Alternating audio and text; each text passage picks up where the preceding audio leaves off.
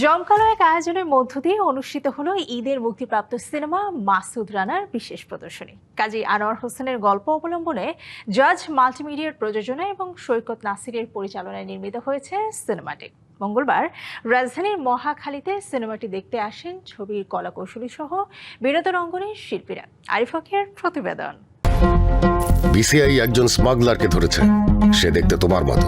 দেশের 3টি গুরুত্বপূর্ণ বন্দরকে ধ্বংস করে দিতে চায় ব্ল্যাক সোলজার নামের এক সন্ত্রাসী সংগঠন। শত্রুকে রুখে দিতে যখন হিমশিম অবস্থায় বাংলাদেশ কাউন্টার ইন্টেলিজেন্স বিভাগ, তখনই দৃশ্যপটে হাজির হন বাংলাদেশ আর্মির মেজর মাসুদ রানা। দেশকে শত্রুর হাত থেকে বাঁচানোর এক দুঃসাহসিক লড়াইয়ে নামে এই দুর্ধর্ষ এজেন্ট।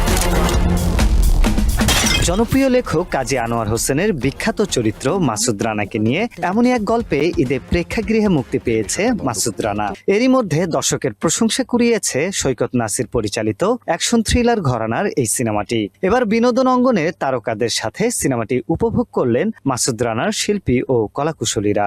সেনাবাহিনী তাদের যেই ক্যারেক্টারগুলো পোট্রে করা হয়েছে, আমি একজন আর্মি অফিসারের মেয়ে, আমি একজন আর্মি অফিসারের ওয়াইফ, সো আমি ওই অ্যাঙ্গেলে খুব এনজয় করেছি। খুবই ভালো একটা ছবি দেখলাম, যে মাসুদ রানা লালন করছিলাম ভিতরে, সেটা আমি বাস্তবে পেয়েছি।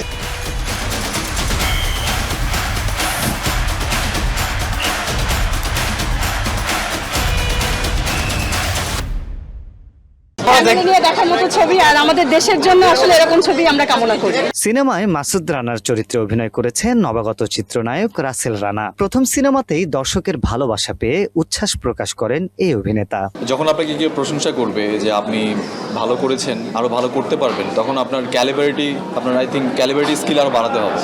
এটা একটা প্রেশার থাকে। আমি শুনতাম সেলিব্রিটিরা বলতো, আমাদের মেগাস্টার সুপারস্টার যারা আছেন সবাই বলতো যে এরপরে আরও ভালো কাজ করব এবং আপনাদের এক্সপেকটেশন ফিল আপ করবো। সো আমার মনে হয় যে তারা আসলে রাইট কথাই বলতেন। এটা আসলে এখন আমি বুঝতে পারছি।